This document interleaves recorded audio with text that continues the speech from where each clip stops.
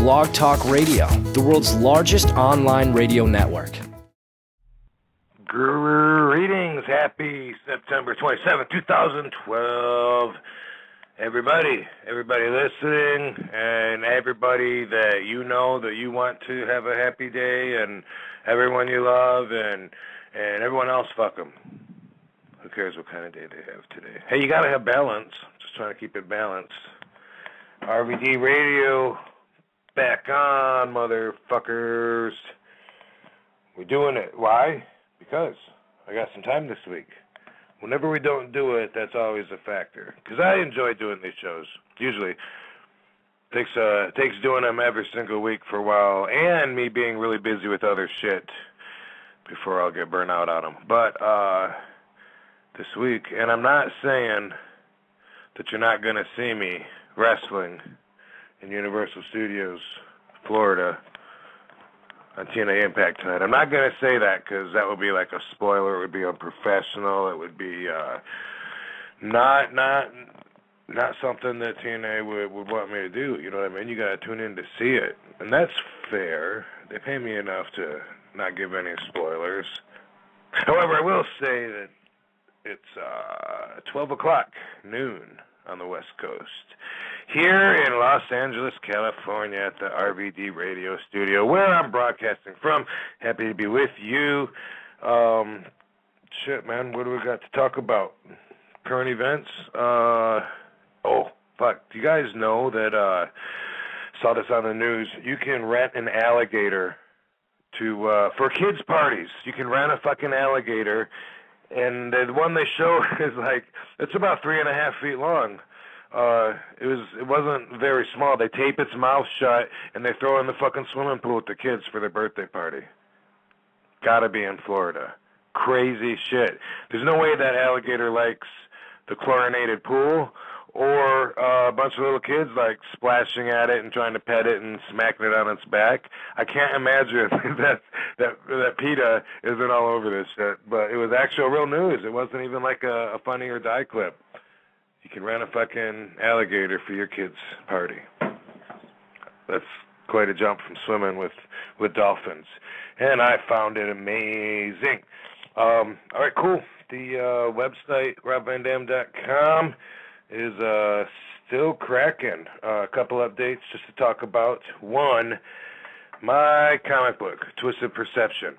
I have a publishing contract. Here's what I did. But I wrote the thing. I paid people, independently to draw it and to color it, and I edited the whole thing, and then I printed it myself. And I have a very limited number of these books, and I have them available on the website, where you can buy them at off the RVD Productions. And also, I had them because I wanted to have them at conventions. When I went to Comic-Con San Diego, I thought I'd spend some time at a table signing a bunch of these books. But even though I was there for 3 days, I only spent about 3 hours max sitting there with my book because I was so busy. And that's cool. I'm not bitching, but I'm telling you that I have a bunch of these books that I printed, and I also have a publishing contract for a major publishing company to put this book out.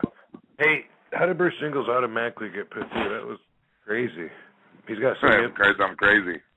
Dude, how'd you do that? You got the power. I have superpowers. That's awesome. I thought it was just your smell. Anyway, so I got this publishing contract to put out the book, and when they put it out, which it'll take, 6 months or something probably, before they put it out, it's going to be different. They're going to put a different cover on. They're going to make it 96 pages instead of 136 pages, and so this book, thereby, will be a collector's item, limited edition, and so we just put them on sale last night. All autographed. Fuck it, why not? I got the stock right here. Give it to my PayPal dude, Tony V, and he'll send them out. So if you go to robvandam.com, you'll see the link for that on the home page. $14.95 for a big 136 page Mr. Perception. Bruce Jingles, you got the book. Yes, I do. Personally autographed.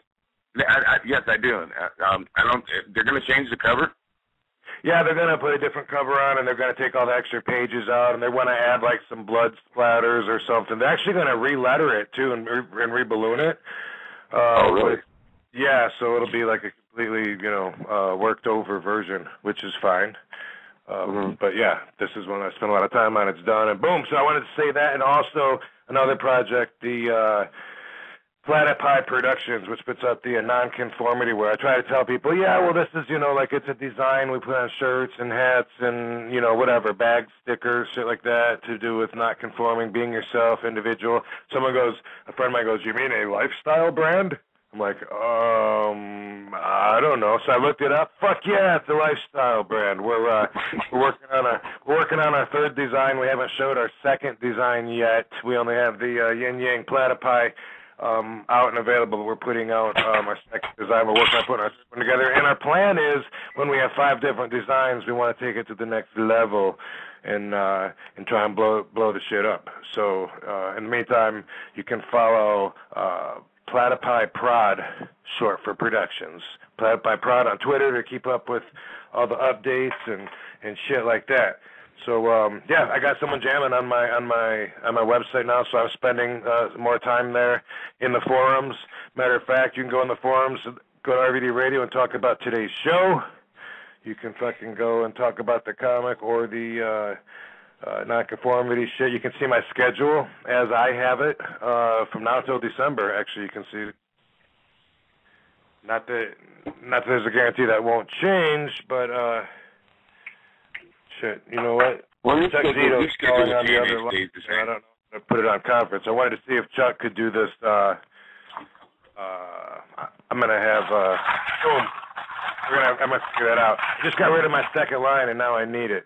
I thought he would be a good guest. All right, but anyway, boom. So we got all that shit going on. We're also auctioning off a badass outfit next week. It's like Sunday to the following Sunday, and you can see information for that coming up on my site. But Pro Wrestling Illustrated puts out a top 500 wrestlers every year, and one year it was RVD. I don't know if it was 2006 or 5 or somewhere around there, or 3, or who the fuck knows, but the outfit that I wear on the cover of that magazine, with the magazine included, that's going up with some fucking officially ring-worn wrist tape and everything. So badass stuff. Lots of reasons to keep checking back at RobVanDam.com. So Bruce Jingles, since you so rudely prod yourself in here, what up? What's happening? Drinking some water. Dude, how'd the comedy show go last week at the Gas Lamp? At the Gas Lamp was good. I'm taping. I'm sending in 6 minutes, 6 minute set to send to late night, like Conan and Kimmel, and the other guys, and it went good. Doing good. We filmed it. Yeah, I saw the what you sent me of the sample of the new stuff, and that was very enjoyable. And Thank you very much. Yeah, I wanted to come out there, but it was the same day as a memorial for Pakalika, my friend from the Cottonmouth Kings. So I wasn't able to do that, but I want to do it soon. I actually had like 4 offers last week to go and do stand-up comedy, and it's like a lot of times I like just going up and doing it, like I might this weekend. I might just go up uninvited, or call somebody right before. I say, dude, I just want to go up and do 10 minutes, because I would like to do that soon. But it's so hard for me to schedule and plan and know where I'm going to be. Why don't you go on tour with Mick Foley, dude? He's doing the stand-up comedy thing. I think he has a CD out.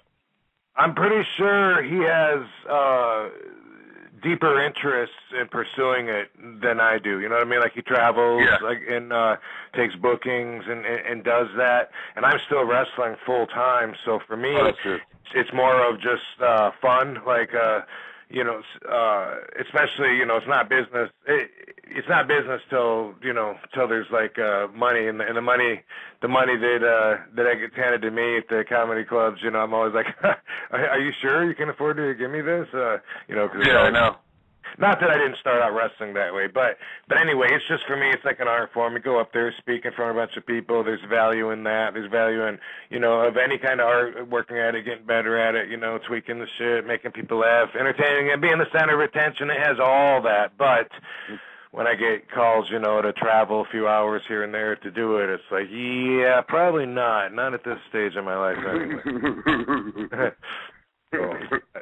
That's fine. Sometimes I want to turn it down, too. Yeah, hopefully we'll be able to do it again soon.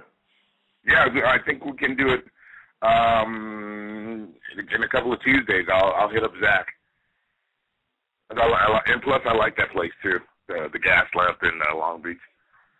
Right, yeah, you've been selling it out, right? Yeah, it's a good venue. They got good food there. Drinks are good.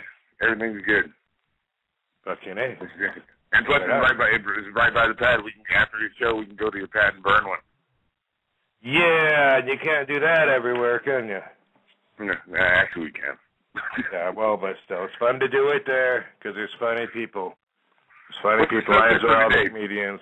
Dude, yeah, like your timing is great. How long have you been doing this? Man, you're really good. I'm like, yes, shower me with love. Pass that over here, motherfucker. What's the subject for today? Prison? This was Officer X's idea. A lot of times we do a subject that we may not be experts on, but it's something a lot of people can relate to. I thought it was a really good idea. Prisons.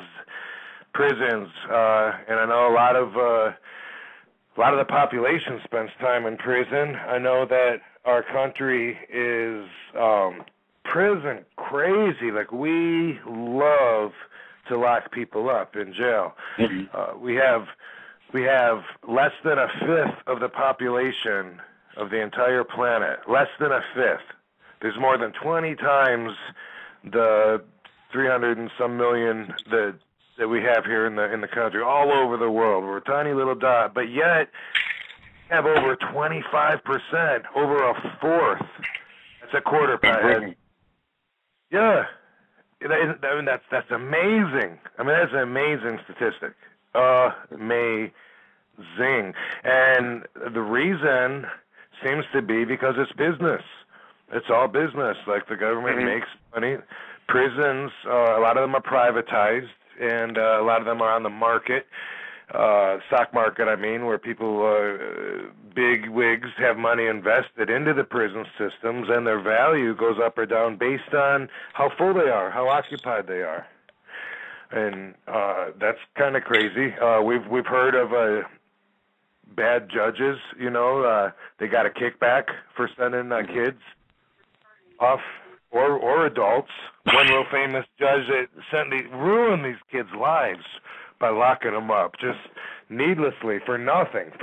He'd tell them they're going away for 3 months, they'd keep them there for 2 years, and he was getting a kickback off the back end of sending them there. And it's like, prison's a pretty, it seems like it's a pretty horrible, I almost want to say inhumane situation, because to be like locked up in a cage like an animal, you can't go anywhere, your rights are completely out the fucking window. I think you got to be a pretty bad person to deserve that. Mm-hmm. I agree, but there's also the thing too. There's also the what? Prisons are crowded with people that don't need to be there. You know what I mean?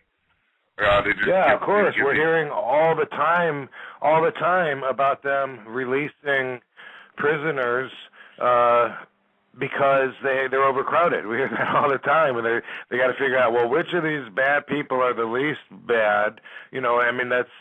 That's usually how they do it. Is they try and go with the lesser offenders. They boom, release out society just because they have too many, and that happens all the time. So the answer is to build more prisons and to convert more other businesses into prisons, because there's such big business in it. Yeah, but also, who decides who gets released early? Parole board, but the parole board. So it goes by what? A sentencing guideline. My friend Brian. Hey, tell him to shut the fuck up. RVD said shut the fuck up. You're interfering with the radio show. I just you're gonna give me a 5-star kid. No, anyway, fuck it. Put him on. He seems to know more than you do. What did he say? No, hold on. Here's Brian. You're on the radio show. Hello? Hey, what up, Brian? Hey, how you doing? Good.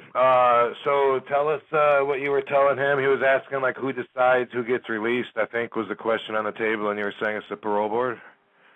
Well, a lot of it. A lot of the parole board will release the prisoner based on recommendations made at the end of the trial. And by certain sentencing guidelines that are either legislated or otherwise laid into the law, depending on the sentence. And then there's also other factors for overcrowding, good behavior, and the prisoner's profile. Whether or not he's a violent offender, all those things influence it. Which seem practical for what you would use as a standard for that. I mean, what other factors would there be if they're, how bad of a person this prisoner is? That's great. Look at their past, look at their profile, look at what they got locked up for. So yeah, that makes sense. It doesn't change the fact that you locked them up for the same reason that you're letting them go, because their crime wasn't that bad. Exactly. That's exactly it. And a lot of the reasons that you have overcrowding in prisons is because you have mandatory minimum sentences imposed either through legislature, or ballot measure. Right, which then they use for statistics to justify that this is how big our problem is. We have to lock up this many people per year. Bullshit, bullshit, bullshit. Blah, blah, blah, blah, blah, blah, blah, blah. Hi, Nikki Star. You know what? You're like dancing around the elephant in the room. The issue is that we're locking people up for things that they shouldn't be locked up for, like nonviolent marijuana smoking, or seriously, that's a huge issue. Plus the fact that we spend more on putting juveniles in prison, than we do educating them. Yeah, $5 billion annually to put kids in prison. Don't get me started. Right, which I'm seeing this. I'm reading this article that you just sent me over that says the U.S. locks up children at more than 6 times the rate of all other developed nations. It'll break your heart. That's ridiculous. And then if you actually look at, and it's a racial thing too. Sorry to say, but it's more children of color that are locked up. Okay. And with adults too, and with adults. By the way, you're right. Nikki Star just joined the room. Also, SVD just joined the room for everybody listening. Hi, SVD. Hey, Nikki Star. I agree with you 100%. It seriously just breaks my heart. How can you pay more money to keep the kids in prison than you can to educate them? More on locking kids up than educating them. That's always gotten under my skin. Absurd. It's absurd. And I actually just saw this Juveniles and Justice article on Wired that came out in April, and it just infuriated me. Because I have kids that age, and I'm like, what the heck? Really? You're going to put them in juvie, $80,000 a year, but you can't get them a computer at their school? Right. And I don't know if you are familiar with the show on A&E, that Beyond Scared Straight show. Yes, I've seen it. I love that show. Yeah. I do. No, it's good. If you have a juvenile that's an issue, put him through there first, instead of just locking him up. I don't think there's really ever enough kids in that program. They only show like 5 kids going through. Right. I'm like, come on. There's got to be more kids in there that you can put through there. And I agree with the violent offenders. If you are going to murder your mother, yes, you need to be locked up and tried as an adult. Just plain and simple. So the majority of these children, are in for children running drugs, parental abuse, homelessness. Lots of them just ran away, suicide, addiction, Mm-hmm. So instead of them putting them in a facility that can deal with those issues, or if they've been abused, and then the girls might become a hooker or whatever, they put them in jail. No, and it's all kickbacks. I mean, if you really take a look at some of these judges that are putting kids away, I want a money trail. I want to know if they're getting kickbacks from the prison for putting these kids in jail. And I know that there are cases out there where that absolutely is the case. And they looked into it, and the judge is putting kids in jail for truancy. And they've been locked up in juvie for 2 years for truancy that they were only supposed to be there for, 3 weeks. And there's this fine line when you're not 18 about your rights, by the way, okay? Yes. So if you don't have a parent advocating for you, you're kind of just stuck in there and shit out of luck. Once you're in the system, you're in the system. Well, that's something that I want to discuss, too, and that's why, I've got some guests expected to be on our show, including MVP, Sandman, and Booker T, all of who have, go ahead and call Sandman, actually. That's a good idea. Okay. And then the point that I was going to make, all of these guys have spent time in prison. And one thing that I wonder, it kind of gets a bad rap, prison. It's something you're scared of. It's like it's used as a deterrent. It's a bad place. Think about it. You're brought up to believe, that's the boogeyman that's going to get you is being locked up. So one thing I wonder is, does it work? Can it really reform people? And if not, then does it just destroy the potential of people to live a productive life in society? And I'm all for. There's people that do not belong outdoors. They're dangerous, violent motherfuckers that I wish I could, get paid to go and just, find these people and beat them up, like a bounty hunter. We all do. That's like the next best thing to being a superhero. Right, but why should these violent offenders be locked up with your nonviolent drug offenders who are going in there with nonviolent charges, and they're going to come out as violent offenders because they've had to learn that to survive? I have to believe that is going to be the case more often than not. I'm not speaking from experience myself. I haven't spent time in prison. And also, while we're on the subject, we watched Oz, That's why I'm going to see if I can get Chuck Zito on in the hour. He's out here filming Sons of Anarchy. If you guys aren't watching that this season, Chuck Zito's on. Good reason to watch it. And this motherfucker spent some time in prisons. He was in Japan when he saw the Hells Angels Club getting raided on CNN, and he was there scouting because they wanted to open up a chapter in Japan. The Japanese did, and he went out there and said, no, this ain't going to work, and then he couldn't come home, and then he stuck there, and then his lawyer said, go to the American Embassy, turn yourself in, and they'll send you over, and they ended up sending him straight to a Japanese prison, and he writes about it in his book Street Justice, which is fucking awesome.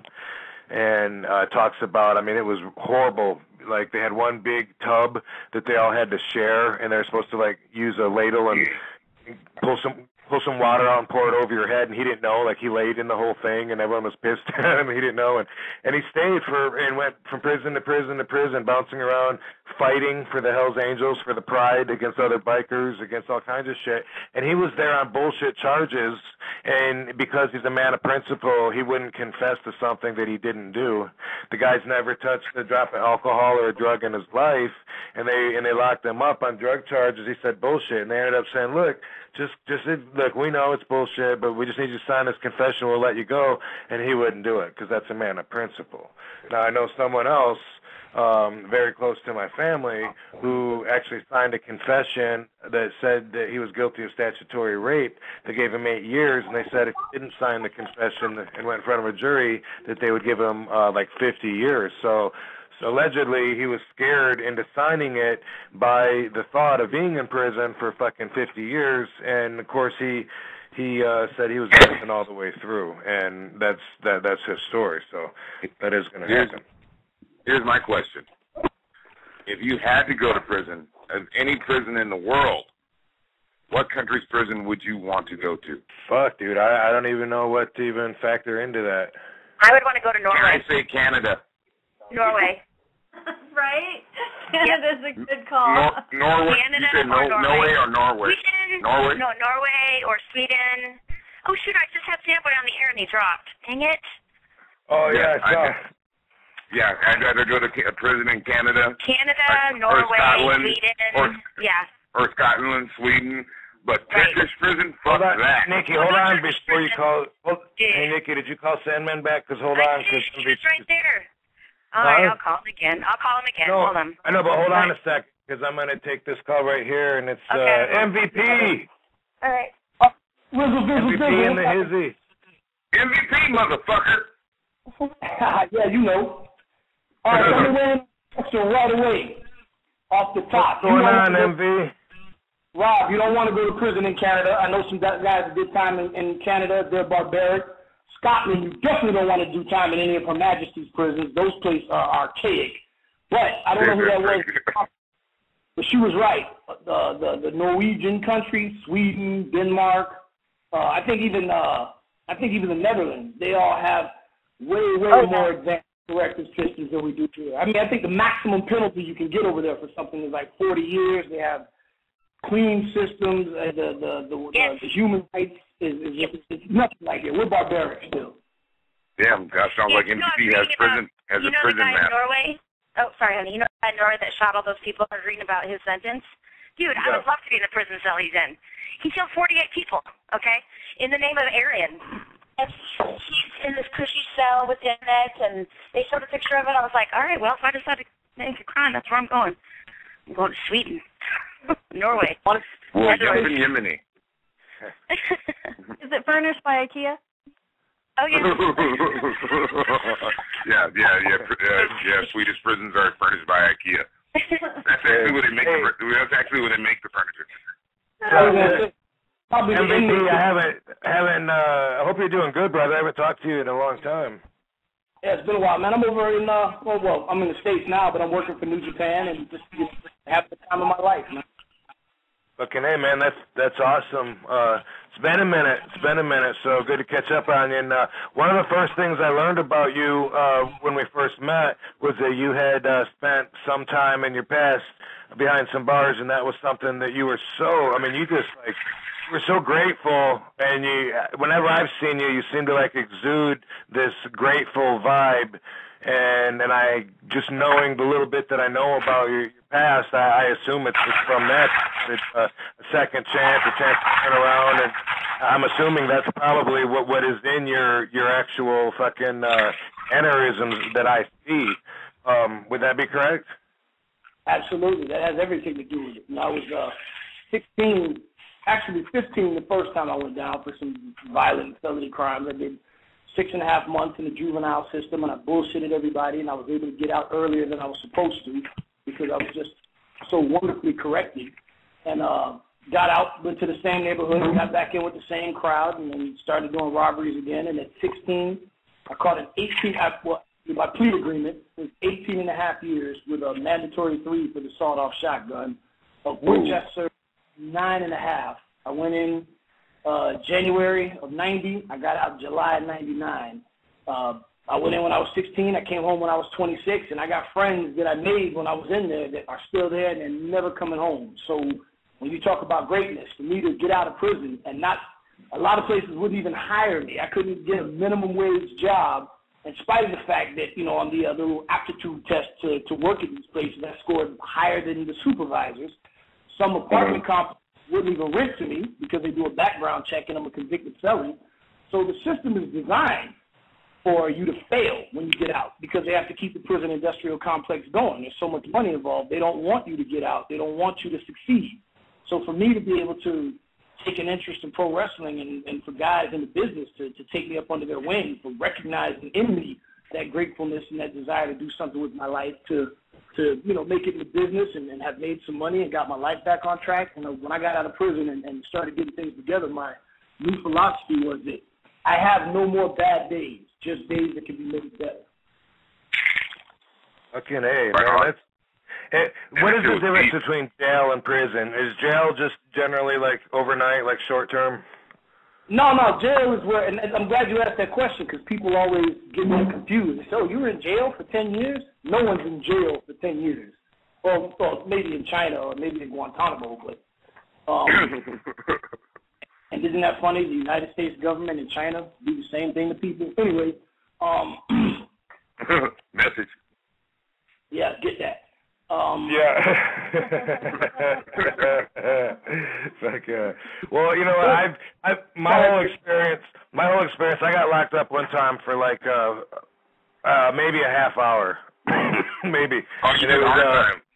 Yeah, well, it was all I could tell you the truth, man. That was all I wanted. I literally was kicking at the door and shit, and was starting to. Shock collar?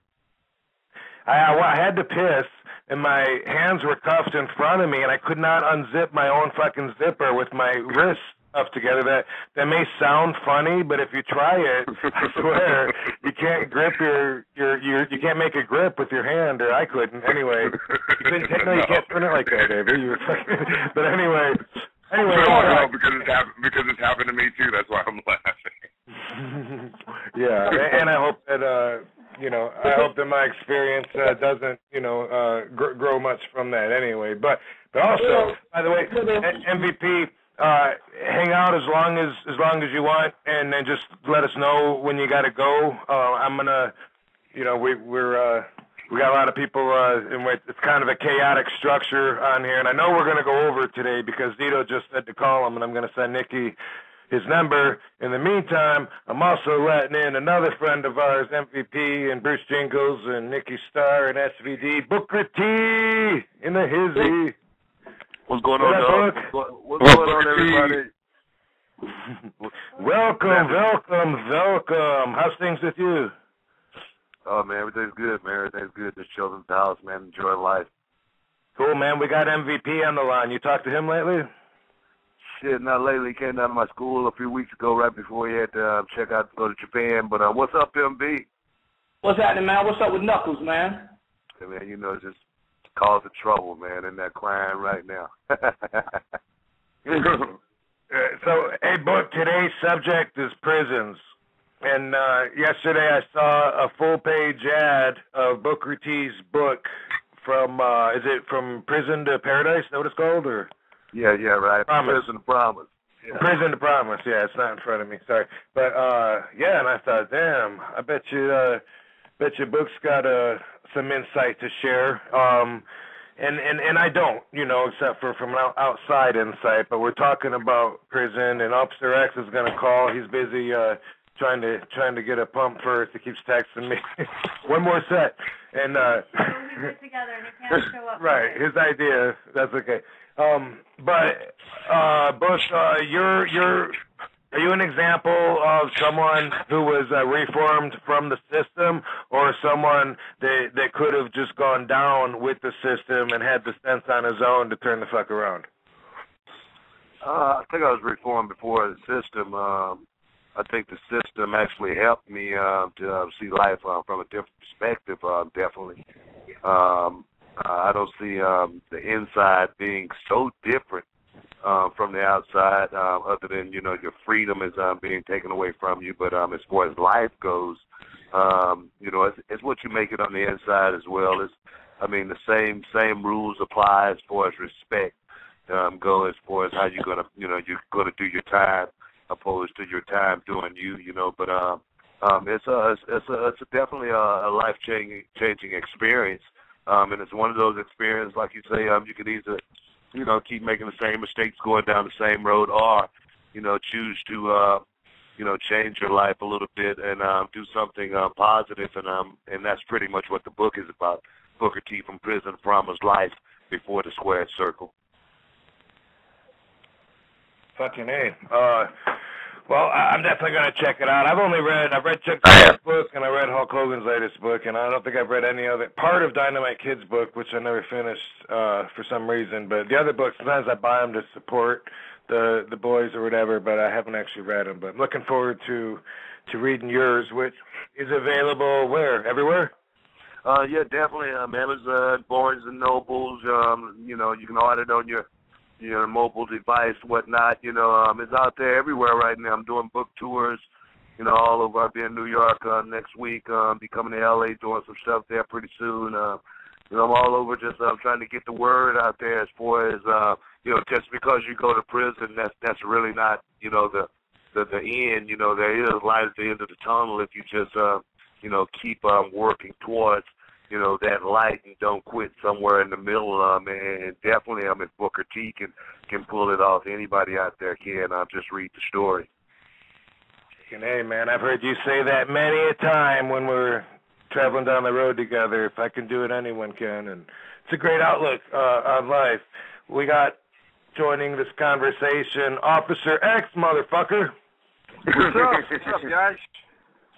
Sergeant X, what's going on, dude? Nothing. How you doing? What's up, Book? Hey, man, what's going on, dog? Not much. Hey, congratulations on the book. Hey, man, appreciate it, man. Go out there, make sure you pick up a copy and support the cause, man. And like I said, I mean, you and your business, you could definitely pass it on to somebody and, you know, and get it out there. I definitely plan on getting it in all the prison systems around the country, as well as the areas where the kids are having it a little bit harder than others, you know. But definitely, you're a person that can help me out on that.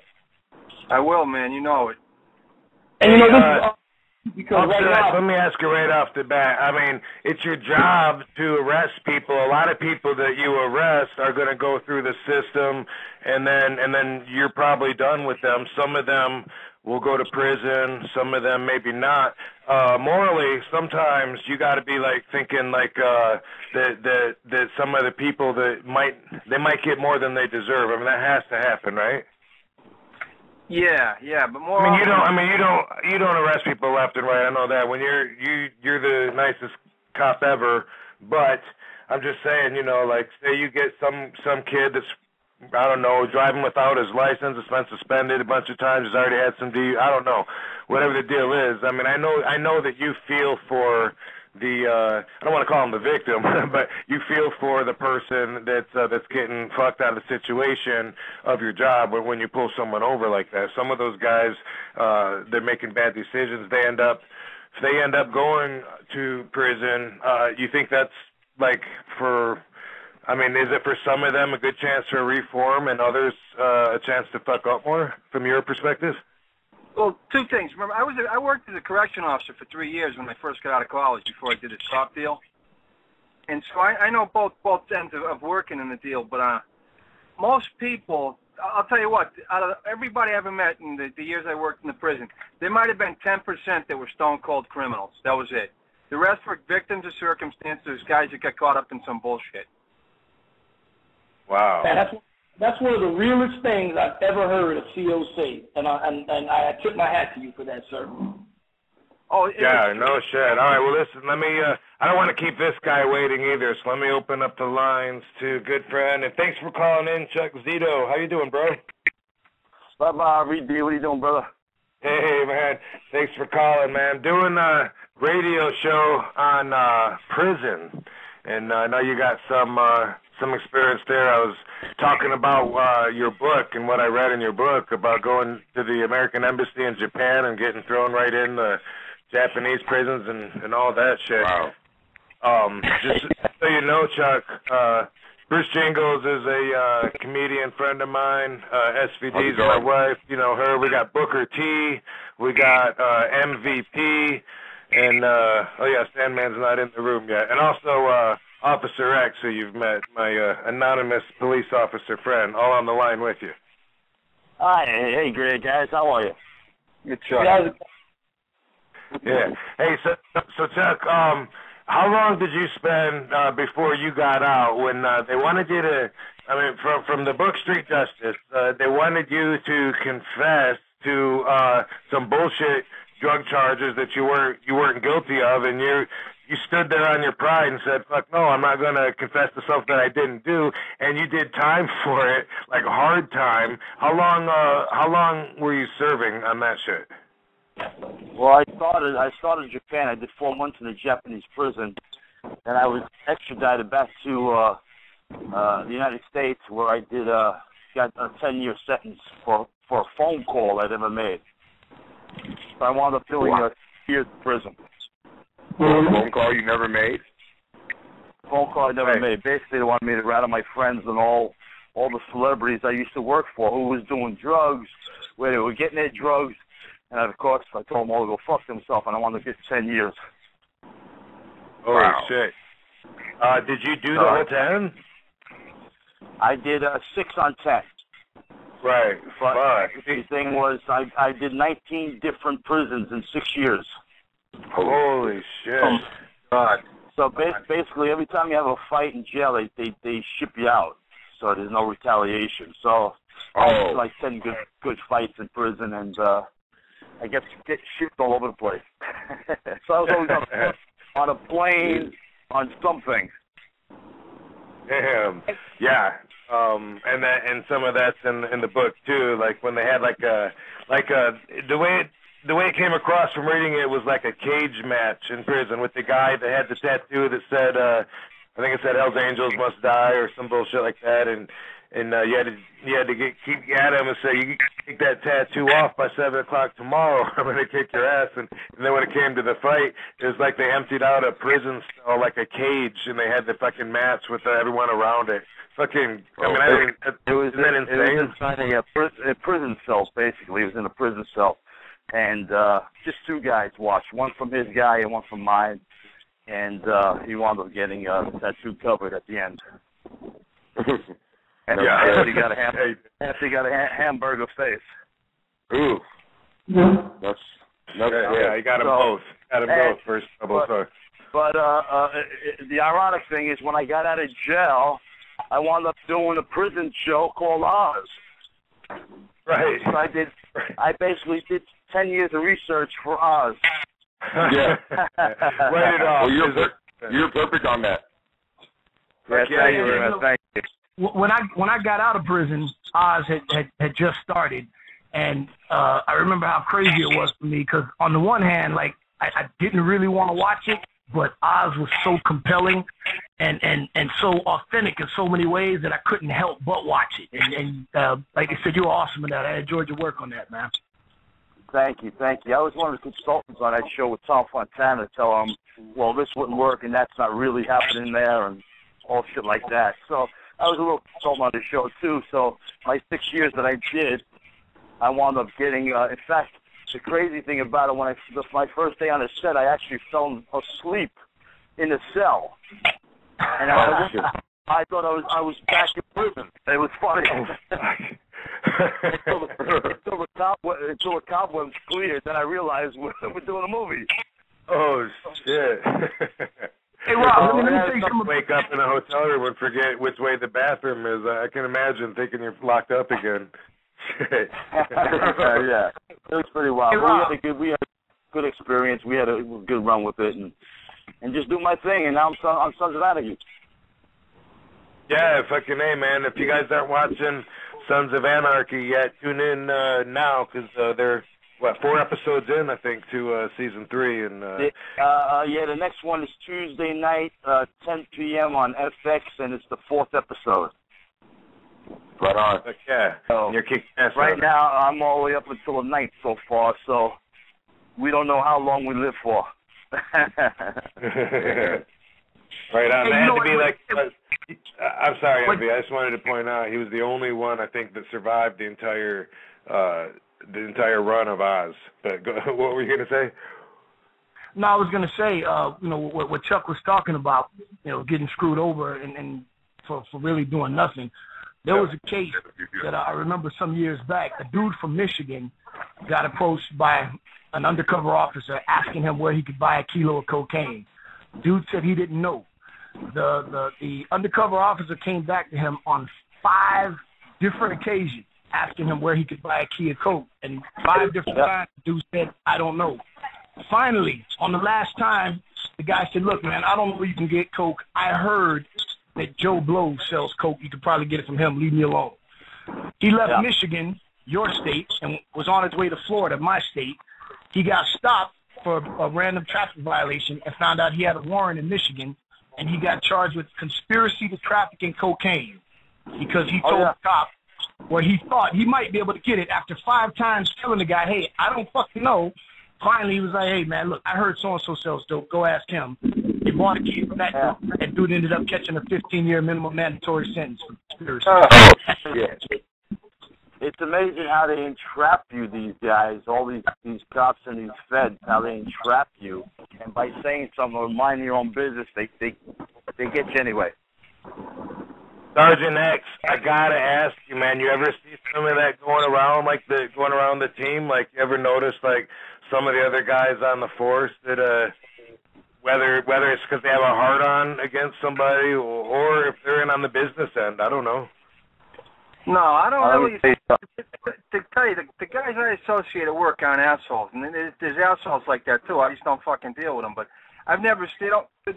What we do, we don't target that type of shit. It's not something I'm doing. Guys don't do that shit around me if they do it because I don't fucking play that way. Fuck that. Right. Hey, when you start doing shit like that, you're no different than Nazi Germany and all that other bullshit. You got to treat people with respect and kindness. Well, what about just locking up like so much of our population and just being so prison crazy? That's pretty Nazi-like, isn't it? No, more people per capita than Russia and China. But look at it this way, guys, and you may disagree with me. When people are fucking predatory assholes, and an old lady can't walk to the grocery store without getting mugged by some asshole, he can't be around. And it's not like the old days when those guys in the neighborhood would beat the fuck out of him because they call the cops and they get beat up now. Right. Yeah. No. Hey, Chuck, it's always those guys. Tell me about it. It's always the guys with the big mouth. They get beat up and then they call the cops. It's fucking ridiculous. Hey, Chuck, take it back to New Rochelle when you were a kid, right? If someone mugged an old lady, they'd be lucky if the cops got him, right? Oh, forget about it, man. They'd be lucky. They'd be lucky. You know? Yep. Especially picking on, the elderly or an old person. So I can't believe I read the shit that's going on now, that they're mugging old ladies in the 80s. They're raping them in the 80s. It's retarded.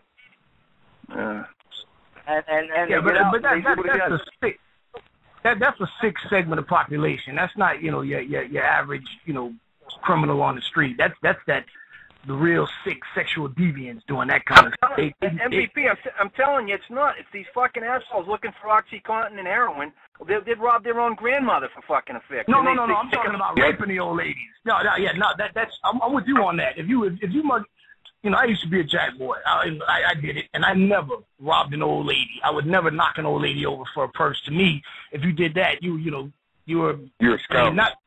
You were scum, yeah. Oh, yeah. And I'm not to say that I was any better because I was robbing, but as far as the streets of robbers go, I'm robbing businessmen and I'm robbing drug dealers and whatever. So I felt, okay, that's fair game. Because you're robbing people that you knew that had the means. And on top of that, even the little old lady with the fixed income. And on top of that, even though I was a kid, I used to tell the other kids, yo, check it out. The idea is to get the money and leave without a problem. These young kids nowadays think it's cute to shoot. You get the money and you shoot the guy anyway, so you can, you see how I shot him? I'll check that out. Because they think it makes them cool for no reason. And, the mentality has changed. And it's a sad and pathetic thing. I think the problem is when you really look at it now, as you're dealing with second and third generation crack babies. The kids in the 90s and the 80s, their grandparents raised them, had their shit together. Now you got second and third generation crack people with no fucking clue on how to live and no values or morals at all. Yeah, they don't have a moral compass as far as society is concerned or as far as the streets concerned. There used to be rules for how you conduct yourself, and those things morality has been lost. Is lost. Period. So it's. There's something in the news about one of the actors. I don't know if you want to comment on it. You certainly don't have. I was going to ask about that. Yeah, it's all over our news, Chuck. One of the guys from Sons of Anarchy was suspected of murder and maybe beat up an old lady. 81-year-old landlord, and then ended up. They don't know if he. What I heard was they didn't know if he killed himself or on purpose or fell off a roof or whatever. But after doing some backyard jumping and assaulting some homeowners and shit, and I don't know what's going on there, but it kind of fits right into what you're talking about. I mean, there's people like that. Yeah. So what do you do with them? Then people will argue, well, why should we pay for them to out of our tax money? It costs $20,000 or $40,000 or whatever the fuck it costs to feed them for a year while they're locked up. And I mean, that is morally and even on an intelligent level, it's an issue of what to do with them. Those people that can't function in society. But certainly we don't need to put the nonviolent pot smokers, people like that. We don't need to put them in prison. There's definitely a problem there that everybody sees. Yep. I think, Rob, one of the biggest problems is people forget. You know, all these politicians want to get tough on crime, stiffer sentences, 3 strikes and you're out. But you know, I was 16. I got out when I was 26, and luckily, you know, I had family and I had support to help me get back on my feet. But you know, people forget. You take a guy, you send him off to prison for 10 years. You don't give him any type of a marketable skill. You don't give him any type of social training. He's coming back to your neighborhood, more violent and a better criminal than he was when he left. And he's coming right back to your neighborhood 10, 15 years later, and he has no socially redeeming qualities. There's an issue there as well. So you got to look at both sides of that coin. Yeah, and I've seen, I know, like, I'm a fan of mobster movies and shit, you know. They didn't mind doing a little bit of time and keeping their mouth shut back in the day before they got into drugs. Even for murder, they'd do like 6 years and get right back out and just continue right back on the business. And then they had a rule, no fucking drugs, and the younger generation said, fuck that, we're selling drugs, there's too much money. And then they get put away for life for these long terms that turned them into stooges, and they'd start telling on everybody. That's kind of like the history of the mob falling apart. It's mostly, I mean, it serves as a deterrent, and then if it doesn't, and you fuck up and you go there, like Booker T and MVP, both you guys, man, you would never know by talking to you guys, that was a part of your past, because you've come so far from there, and you, like, everything you do, your everyday actions serve as role models for others to follow. That's how you function in society. That's how you do it. You guys don't ever want to fucking go back. I don't want to fucking ever go. I hope that I never do. But we all kind of all face it, and it's like a threat to everybody. Especially, as I mentioned before, some of you guys came on the show. We have a quarter of the world's population. We have a quarter of the world's prisoners. That's with a fifth of the world's population. That in itself should be adjusted. Like, the rest of the world should look at us and say, wait a second, you're locking too many people up. I think so. But the United States government is quick to call out other people on human rights abuse. Say that again? I said, but the United States government is quick to call out other countries on human rights abuses. But if you realize some of the human rights abuses that go on right here in the United States penal system, you'd be shocked. I think the average citizen would be shocked. They'd be surprised at some of the shit that goes on in the prison system at the hands of the guards, you know. Was Oz really, like, it was realistic in that respect? I mean, you always hear about corruption everywhere, every level, from fucking everywhere, you know, and a lot of it, you know, I mean, I would assume, you know, I mean, you always, back to the mobsters, I mean, you know, you hear about them when they're in prison, that a lot of them, they got special treatment. Bugsy Siegel, I guess, used to get big steak dinners and wine, everything brought into him. He could come and go as he pleased, and I don't know. I mean, I know there's corruption everywhere. I mean, you'd be foolish to think that anywhere doesn't have it, but I don't know. You guys, there's more corruption in the government than anywhere, man, and especially in the prison systems and the politicians. They're all corrupt, man. You know. Yeah. You know, and a lot of them with a lot. You offer some of these prison guards money. It was a lot more than they were making all year. So of course they're going to corrupt themselves. You know, guys, I've been sitting back and I've been weighing in on the conversation, and I always like to, you know, this Booker T, I always like to, you know, listen to all of the opinions, you know, and, you know, to get all the facts, you know, before I, you know, weigh in on the conversation. That's why I've just been sitting back and listening. Now my opinion on this is the majority of the people that's in prison belong in prison. There's a lot of people in prison that don't belong in prison. A lot of people made mistakes that should have got second chances that are in prison. Now people got to realize, you know, it's a monopoly out there, you know, on the prison system, and how many people get put in this prison, how many get put in this prison. There's a lot of money being made off the prison system, and in the person that's in prison, just like myself, just like you, MVP. You got choices. You got choices to make if you want to become a better criminal and keep going back to prison, or if you want to change your life and try to become something in life. I don't feel like, we can't blame the prison system for people not learning and getting a trade, because that's not what prison is for. That's just my opinion. What is prison for? Prison is for detention. Prison is for paying for that crime that you've made, even if that's solitary confinement. No matter what that crime may have been. Like I say, but you have to prove that the person have committed that crime. Like I said, there's a lot of people in prison that shouldn't be in prison because they didn't do the crime. But there's a lot of people. One thing we say about prisoners and being in prison, everybody in prison is innocent, which we know that's not true. Right. Not me. I used to say I was guilty all the time. I did mine. Mine on the chain. Well, I was the one guilty guy. I was the one guilty guy. I did it, man. I did it. They told on me. I got mine. but I mean, you can vouch for it. I mean, you're the exception.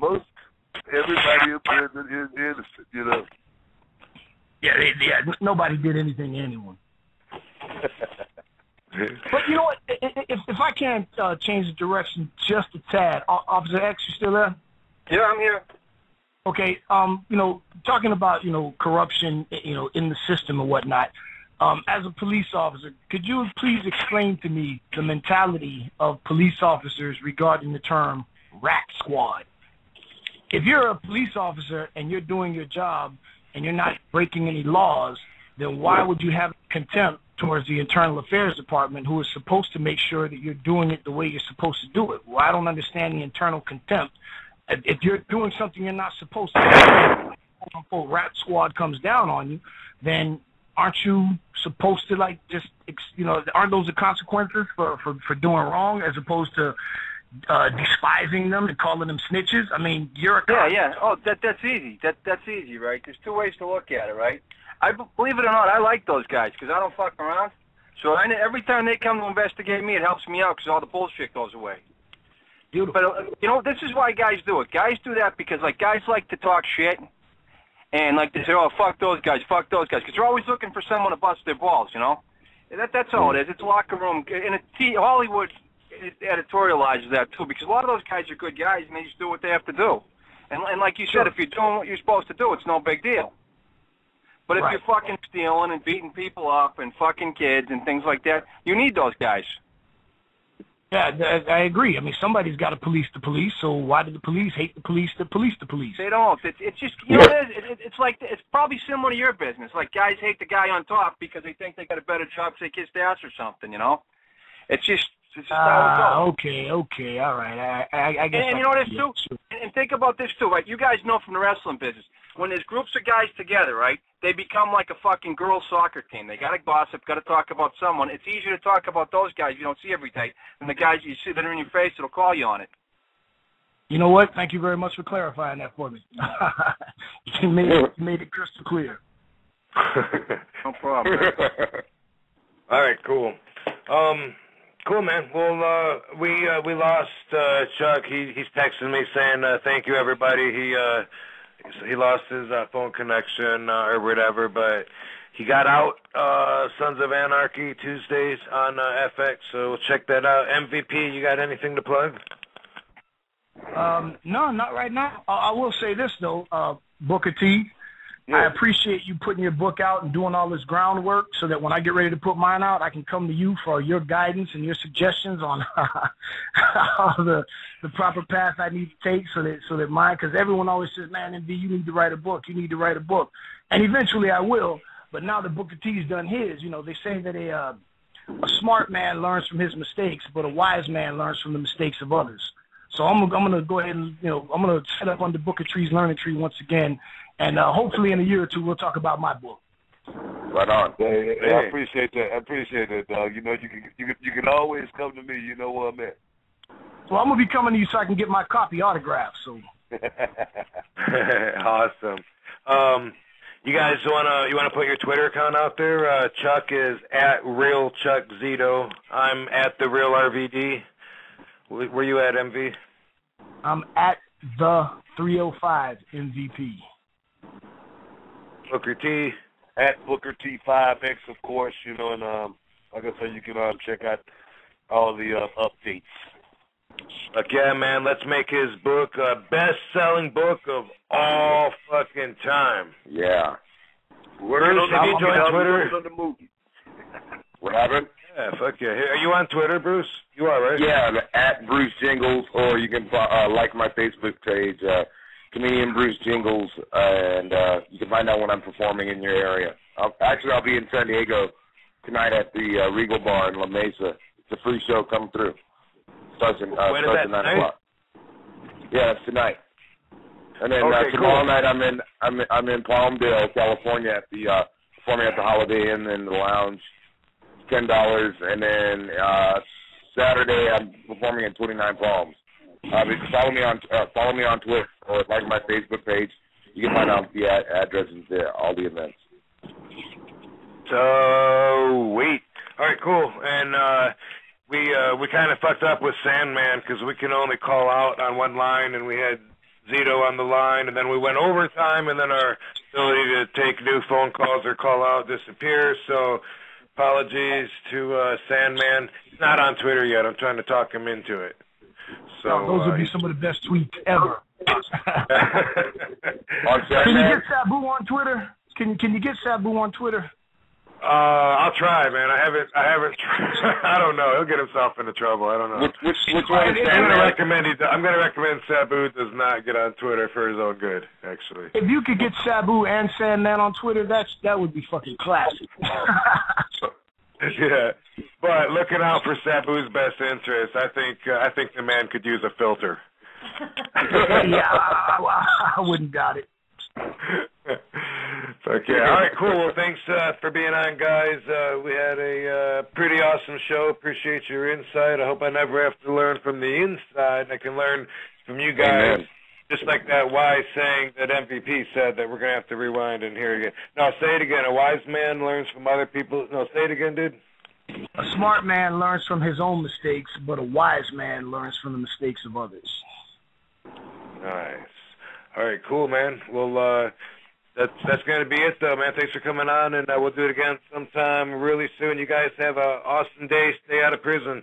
Say bye, baby. Bye, baby. Blog Talk Radio, where millions of hosts and listeners gather.